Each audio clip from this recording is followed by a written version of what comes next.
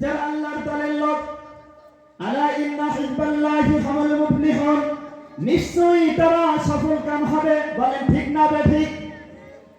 আর যারা যারা আল্লাহর বিরোধিতা করবে, আল্লাহ রাসূলের বিরোধিতা করবে, আল্লাহ রাসূলের আলেম উলামাদের বিরোধিতা করবে, তারা হলো শয়তানের দলের লোক। কার দলের লোক? এটা আমার কথা বলছি না, বলো সূরা মুজাদালা 19 নম্বর আয়াতের ভিতরে উল্লেখ করেছে যে আলা উলাইকা হিজবুশ শয়তান, এরা হলো শয়তানের দলের লোক।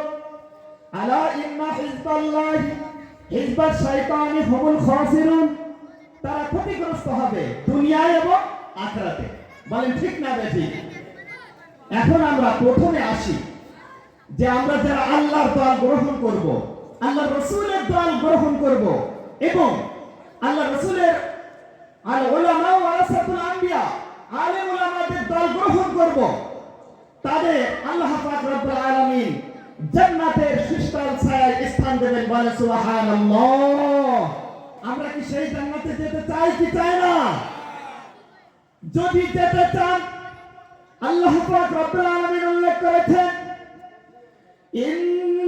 ইন্নাল্লাযীনা ক্বালু রাব্বুনাল্লাহু সুম্মা ইসতাকামু তাতানাজ্জালু আলাইহিমুল মালাইকাতু আল্লা তাখাফু ওয়া লা তাহজানু ওয়া আবশিরু বিল জান্নাহ।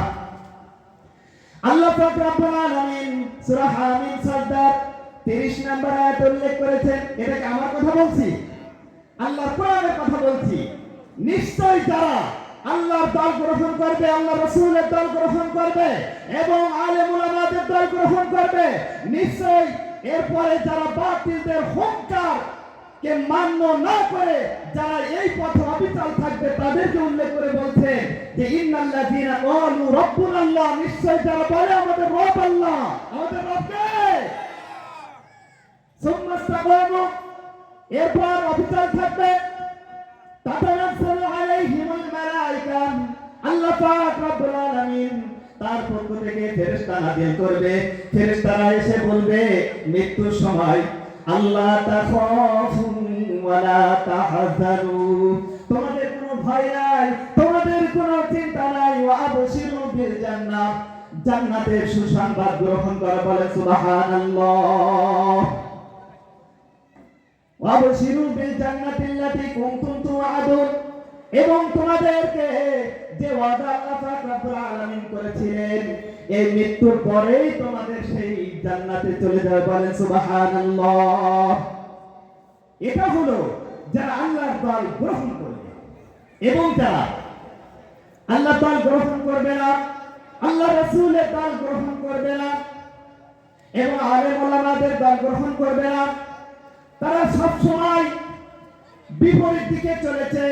আলেম ওলামারা যদি বলেছে ডান দিকে যাও, ওরা চলেছে বাম দিকে। কোন দিকে? বাম দিকে চলেছে। এদের কথা আল্লাহ পাক রব্বুল আলামিন বলেছেন সূরা ফুরকানের 34 নম্বর আয়াতে। ভাই একটা কথা বানিয়ে বলবো না, এই বাম দিকে চলার কারণে, উল্টো চলার কারণে আল্লাহ পাক রব্বুল আলামিন এদেরকে পায়ে না হাঁটিয়ে এরা মুখের উপরে ভর করে এরা জাহান্নামে চলে যাবে। বলেন ঠিক না বেঠিক? এই কথা আল্লাহ পাক রব্বুল আলামিন উল্লেখ করেছেন সূরা ফুরকানের 34 নম্বর আয়াতের ভিতরে, আল্লাযীনা ইউহশারুনা আলা উজুহিহিম ইলা জাহান্নাম, আল্লাযীনা ইউহশারুনা উজুহি ইলা জাহান্নাম। উজুহিহিম মানে মুখমণ্ডল। আমরা মুখমণ্ডল কি করি? ধৌত করি না? মুখমণ্ডল কি করি? ধৌত করি না?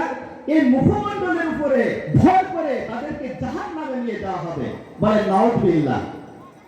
উলাইকা শাররুন, তাদের দুইটা অসৎ গুণ থাকার কারণে। কয়টা গুণ? দুইটা অসৎ গুণ। সৎ গুণ না বলো। উলাইকা শাররুন মাকানা, এরা মর্যাদায় নিকৃষ্ট ছিল, কিন্তু এই দুনিয়ার বাহাদুরিতে তারা মনে করত আমরা সবথেকে উৎকৃষ্ট। আর যারা টুপি মাথায় দিয়ে বেড়াতো, আলেম ওলামাদের সাথে বেড়াতো, তাদেরকে মনে করত এরা হেয় প্রতিপন্ন লোক, এরা সব থেকে নিকৃষ্ট লোক। আসলে নিকৃষ্ট লোক কারা? ওরা নিকৃষ্ট না? উলাইকা শাররুম মাকানা ওয়া আদাল্লু সাবিলা।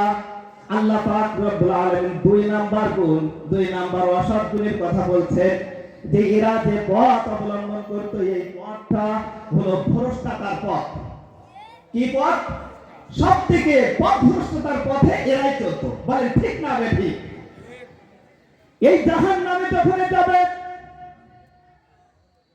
এরা প্রথমে হাত কামড়ে কামড়ে বলবে, وَيَوْمَ يُعَضُّ الظَّالِمُ عَلَى يَدَيْهِ يَقُولُ يَا لَيْتَنِي اتَّخَذْتُ مَعَ الرَّسُولِ سَبِيلًا। এরা হাত কামড়ে বলবে, কেন আমরা আল্লাহর দল গ্রহণ করি নাই, আমরা আল্লাহর রাসূলের দল গ্রহণ করি নাই। আল উলামা ওয়ারাসাতুল আম্বিয়া, কেন আলেম ওলামাদের দল গ্রহণ করি নাই। তখন সেই আফসোস করে কোনো লাভ হবে?